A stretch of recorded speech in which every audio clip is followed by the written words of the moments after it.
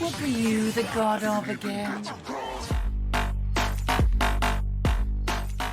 Welcome back, Dice Rollers and Role Players. Ryan with God of Crits. We are here talking Ythryn and the setup of Ythryn and the Rite of the Arcane Octid, most specifically. Let's get into how to set up your Ythryn. The book, has you do a couple of things, gives you some background, some DM info background here. And then it's going to tell you the fate of Netheril and everything that has happened leading up to the Ythryn that we see today.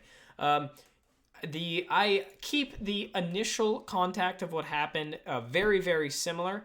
You can go ahead and watch, I believe it is my Aurel's Abode video that is going to tell you, and my Arcane Brotherhood, actually. My Arcane Brotherhood video will tell you exactly what I've changed. I'm going to go light here because I go into it a lot in that video, but mainly I kept the initial fall and the Nether Scrolls and Mistral turning into Mistra, and the fall with that Netherese man, what was his name? Karsus. However, where I changed it, I said 50 years ago, Karsus reached out to Irialarthus, who was not a member of Netherese. He was actually an Arcane Brotherhood leader, and Karsus's ghost reached out to him and said, I know where Ythryn is. I want you to make it operational. Irialarthus took a group with him. It would include the Arcane Brotherhood members you will find in the 10 towns. And he went to Ythryn. He made it operational. It flew. He had a special task. That task is in my Aurel's Motivations video. And then they fell because Irialarthus had an Icarus moment where he got too close to the sun, and it crashed again. And so that kind of ties in more for the Arcane Brotherhood and more reason for them to be here. So I made up a bit of my own backstory. And what happened is right here on the screen. If you really care about it, you can screenshot, read this. But this is kind of like the whole reason for the campaign happening in my world. And then I kept this green section up here, as I said. I also, in the top right, I made my... You guys can't see that. I can move that. I made a little lore section here. I'll let you read 1 through 5, and then I'll scroll down. This lore section was what I'm going to tell the group when they find out certain information and what they're going to find out in Ythryn while they explore. Because the book has some, and I don't love it. I do not love what the book came up with for some of the stuff that they want to tell you. It was all... I think some of the stuff was way too much that I do not want to reveal to my party. Spoilers again, if you're a player, don't read this. I realize I probably said that a little too late. But yeah, like it tells about the scroll of summoning the Tarrasque that you are going to give your players. Holy Lord, do not tell them about that. They are going to look for that, and it takes away all the power in the moment of finding it out. It even explains to your group that Irialarthus is a Demilich. Oh, man. Be very careful just trusting this. I think it's the Ythryn lore table. Be very careful trusting that. The way that I set up my Ythryn was that I figured out what lore that I had going in, what I wanted to tell my groups, and then I kind of figured out the overall theme. I also figured out who all is going to be coming to Ythryn. Is it just your party? Is it just your party and an Arcane Brotherhood member? Is it your party, Arcane Brotherhood member, and also one of the Reghead tribes? Or another Arcane Brotherhood member that your group's been fighting against? Figure it out. I wanted to go with a smaller Ythryn that felt a lot more desolate. I believe, I'm almost 100% sure that Ythryn and the necropolis of Ythryn is stripped straight out of H.P. Lovecraft's Of Mountains and Madness. If you've ever read that, there are some shocking parallels to Kelly Lee being literally a beast in both this campaign and a book written by H.P. Lovecraft that I read. Also, the giant penguins. I was reading that book while I was making this campaign, and I was like, oh, this is definitely just the same thing. But if you want to read that book, it actually gives a very good description of pretty much how you could describe Ythryn. Anyways, the Arcane Blight is something, any humanoid that spends 12 hours in the necropolis must succeed a DC 15 con save or contract the Arcane Blight. This magical disease transforms the humanoid into a Nothic, but only after the victim experiences hallucinations and feelings of isolation and paranoia. I don't like this. I'm going to tell you straight up. I hate the idea. My group was already going to stay later than 12 hours. I've already established that. I was going to make this a lot of big boss fights that the group was going to need to recover from, and I decided I was going to put my own sanctions on the group. This one felt way too egregious. It felt like the campaign, if your group stays there 4 or 5 days, most likely several of your characters are going to turn into Nothics, and that's kind of a weird end when you haven't teased that up at all leading up to this, and then all of a sudden you're like, oh yeah, by the way, you guys are turning into beasts, and that's how your story ends. The sanctions I put on my group was a D4 that you would subtract to your maximum hit points every night. If you failed, I think it was a DC 20 con save. And yeah, so that made them... There's also a couple of spots in this Ythryn that I would allow them to sleep where they would not be under effect of the Arcane Blight. But yeah. All right, moving on. Next, we are going to have the Rite of the Arcane Octid. This is the big one, the big thing I wanted to tell you guys about. I am going to read what the book has for the Rite of the Arcane Octid. I'm not saying any... Well, I guess I am going to say it. I don't like this. I really don't. I think it's weird. It doesn't make a whole lot of sense. I am just not for it. It's not something I would ever run in my game as written. I would way rather make up something cooler, something that would be a lot more fun, which I'll tell you what that is. So here's what you have to do. The Rite of the Arcane Octid is their way into the center spire where they're going to stop the winter. We'll find out all about that later in my next video. All you need to know is the Rite of the Arcane Octid is an 8-step process where they're going to go to all 8 schools of magic have a tower in Ythryn. They got to go to the tower, complete a task in the tower, complete all 8 tasks. You're allowed in to save in the world, pretty much. Here's the tasks that the book wants to have you do.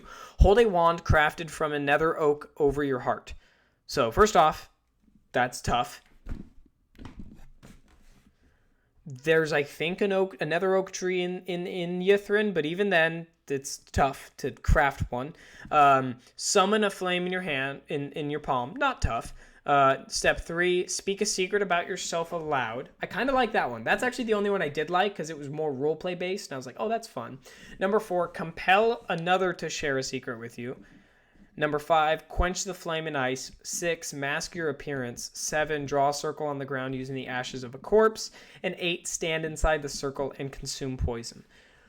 Okay. It's fine. It was serviceable. If you don't want to do a whole lot of work, just do this and it'll work just as fine. It does sound ritualistic. I do like that about it. I went a completely different route. I'm going to tell you the route that I went. I decided that for my campaign, I was going to lead up to a play that my group was going to have to perform. And so I did that. I made each tower a step towards gathering your audience to make this play. Now in Ythryn, you find these different Netherese people called, oh man, my brain is going crazy. Demosmaiden. Thank you. They find Demosmaiden, and some of the Demosmaiden are trained fighters, some of them are wizards. The ones, their audience for this play is just going to be blank-minded Demosmaiden, and I'll show you how I did that. The first step was to go to the Tower of Conjuration, where in that they are going to find a sconces. This sconces was made from a tree of another plane of existence. The group had to light a fire inside, and bring it to the Tower of Evocation, where step 2 is going to happen. Step 2, Tower of Evocation. Protect the flame. And bring protected flame to necromancy. Even if we go to the towers I got here, this was Tower of Evocation. I created a small little room here, and pretty much what I did is the group stood in the middle, and a bunch of Demosmaiden spawned around, and the Demosmaiden would try to run up, and they would try to attack the flame. The flame had a certain amount of health. I think it was 30 health. The Demosmaiden did 1d6 to it. I would allow a character to step in and take that damage instead. And so this was kind of a fun game of like protect the flag almost between your group, where these Demos Magen are spawning and then swarming into the middle to kind of grab this, to quench this flame. You have to protect it for 5 rounds and then kill the remaining Demos Magen, and you are all good. You have completed that rite of the Arcane Octid. The third was to go to the Necromancy Tower and put the flame in Dazan's Macabre Creator and bring and then is going to create a servant for you. Bring that servant to the Tower of Abjuration. So that was the next step. If you've read ahead, why did I take my hat off? That was weird. The Necromancy Tower has crumbled. It has fallen. I made my group do a lot of digging to get out the remnants to find Dazan's Macabre Creator. The digging also came at a toll because Ythryn was kind of surrounded with monsters, so it was kind of like, how long do you really want to take here? They finally found it. They did what was needed, and they create this mindless thing that was going to walk with them. And they're like, all right, we just take this guy to the Tower of Abjuration. Okay. At the Tower of Abjuration, destroy a powerful magical item and give ether presence to servant. Bring the servant to the divination tower. So they also have to keep this servant alive. Now, when it comes to this servant, I created a happiness system. Your group can't treat this servant like crap. If they're going to, they're going to get a negative. So I created a little thing here, the servant happiness radar, and getting a minus is something like if he takes damage, he cries until a persuasion check to calm him down, and that'll be a -1. If he sees another Demos Magen killed in his sight, he sees it as one of his own, he will cry.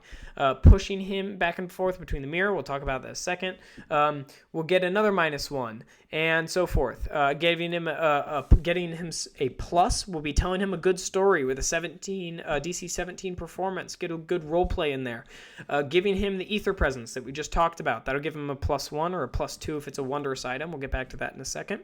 And letting him look through the Farseeker. So other things that they can do in Ythryn pretty much. Make him happy. Later on, that is going to help them, and I'll explain why if I can just get back on track here into the Tower of Abjuration. What they have to do now is they have to destroy a magical item and give pretty much this servant the essence, the ethereal presence of the magical item. Your group by now should have a big disposal of magical items, especially in Ythryn here. It's not hard to find them. The group can decide which to destroy. The higher loot, the better and happier your servant's going to be. The next test is to you bring it to divination. Once you get to divination, you use the Farseeker to know how many shall be in attendance. The Farseeker is something I added. It's not in the book. The Farseeker is pretty much this kind of constellation, star, divination, mechanical seat. The players get in the seat and they can... the way that I have it in my campaign, the group gets to look down on one person wherever they are in the cosmos, as long as you're on the same plane of existence. So it was kind of nice for the group to be like, I want to go see my wife and see how she's doing. I want to go see my kid and watch him for a minute. The kid won't know he's there, but and what you had to do in the Rite of the Arcane Octid was to bring the servant and put the servant in the machine. And once the servant actually sat down, he would see how many people are going to be in attendance at your play. This is the first time that the group realizes that there's going to be a play, I believe. And the group kind of went, oh, we're going to have to perform a play. Interesting. And then they all got kind of excited. So you bring him to the Tower of Divination. Everything goes as planned. You sit him in there. There's a slad that's supposed to guard the Farseeker up here. I made them do a small little fetch quest for the slad. All nice and well. Slads are dangerous. You don't want your group fighting them. And then you create your random number. I think I rolled a D100 for how many people, or a 3D20. I have it right there. It rolled like something like 42. So then the group is told 42, and your servant kind of just says that over and over. 42, 42, 42. And your group's like, all right, 42. And you can even not tell them what it is. The servant's just going over and over saying 42, 42. And you're like, what does 42 mean? The next thing, they go to the Tower of Illusion, and you create your attendance. So when you go to the Tower of Illusion, up in the highest attic, there is a mirror. In this mirror, you can push someone back and forth in between the mirror. The way that I had it was that every time you push someone back and forth in between this mirror, 3 stories below you, there another illusion of your servant is going to form up in a chair. And the goal you need to get to, the amount of people, you guessed it, 42. And so I also added something that it did 1 psychic every time someone was pushed. So if you guys don't want to take the damage, you can push the servant back and forth, right? But that's just going to make them super upset. So in our campaign, the tank was like, all right, it's 1 psychic. We need 40. And he just boop, boop, boop, boop, boop, just ran back and forth and took the 40 damage and was like, all right, we're good to go. Now you bring all of those illusions. Now you walk back downstairs. Your group might not even know. When they're on the top floor, they're like, what is this? But when they go to leave, they're going to see 42 people in attendance, or however many they did, right? 13. And they're like, what? We walked back and forth 13 times. Then they figure it out. Your group goes downstairs, they get all their attendants, and they head off to Transmutation Tower. When they get to the Transmutation Tower, they will need to create the Magian and bring the Magian to enchantment. So now they are making all these illusions. They're making them real boys. There's a Magian creator on one of the levels, and I had them just pretty much create all the illusions stepped inside, and then all the actual Demos Magians stepped out. They go straight for the enchantment. Every single one of the Demos Magian took their seat, and the group found the play. What is the play? I guess you're probably wondering. Well, I wrote a play. I wrote a play for the Rite of the Arcane Octid. It was so much fun. I actually legitimately wrote it. And what I did, it wasn't just kind of a basic play that didn't mean anything. I called it The Beggar's Price. It chronicled the campaign so far and what is happening. And if the group was able to look beyond the veil and realize that it's not just a play, they would find out everything that has happened and led up to this moment. As I talked about earlier, kind of that thing that I had stopped on. Let me see if I can't find it again. Right here. All of this right here is what I wrote the play on. I changed all the names, but the group picked up pretty quickly that that this is what was going on. The play was also written by Iriel Arthas, and his character in the story is obviously portrayed as this righteous, benevolent individual. And that was a lot of fun. My group also got to act. Like, acting within D&D was something that we had never really done, and they got to stand there and go, and then they performed the play as it's written, is the script in their hand. And then at the very end of the play is when I had them meet Arro the Frostmaiden. And that's the kickoff of the very end of the campaign, pretty much. That's the beginning of the end of the campaign. Something that I did not plan. The group got so into the play that they took off their clothes or their armor, and they got in theater clothes that they found in the back. But then when Arro came to fight them, they didn't have their armor. So our tank's AC was down to 14. You guys can watch it in our videos. It was pretty intense. However, something to keep in mind is that earlier we were tallying up the health of this, or the happiness of all of these creatures, and what the heck that means. I did something that was kind of fun, if I can find it here. Yeah. At the end, when I got whatever their happiness was, with our group, it was a minus 15. But I was going to, let's say it's a plus 8. And I was going to, I believe I was just going to take 8 health off of Arro's starting health. And what happened is right at the beginning of the fight, all of these, they stand up and they just charge at Arro, and they deal a small, menial amount of damage. But it's kind of fun to think that the way that your group treated these beings, they didn't know was going to help them or hurt them in the end. Kind of a fun way to pay off the time that they've spent with this creature. Well, that is all. That is how I set up Ythryn and how I ran the Rite of the Arcane Octid. I will not cover it in my full Ythryn breakdown. I just gave it to you guys there. If it was a little confusing to you, go and watch the Ythryn video and then come back to that one. It might make a little more sense, or at least read through the book first. One thing I'd touch on really quick, there is an incredible supplement for the towers. The campaign, the book does not do a great job describing these towers. There is online, if you do a quick search, they look like this. They were done by D&D Guild, DM's Guild, and they actually write out the towers and put maps to the towers and make these towers fun. So worth it. It's like $8 or $9, and I cannot describe how worth it really, really, really is. So definitely do that. If you've gotten this far into your campaign, it would be really nice to have an $8 supplement to carry you over that edge and finish the campaign out for you. So you don't have to do a whole lot of work, and also you don't have to feel like the end of your campaign's really dry. That is all I have, guys. Thanks for sticking around. We're going to dive deep into Ythryn, and I'm going to tell you what to do, what not to do, what to change, what not to change, and how it worked. Because I do have some regrets about some stuff that we'll talk about later. But until then, roll on, gamers. Welcome back, Dice Rollers and Role Players. That didn't sound right at all.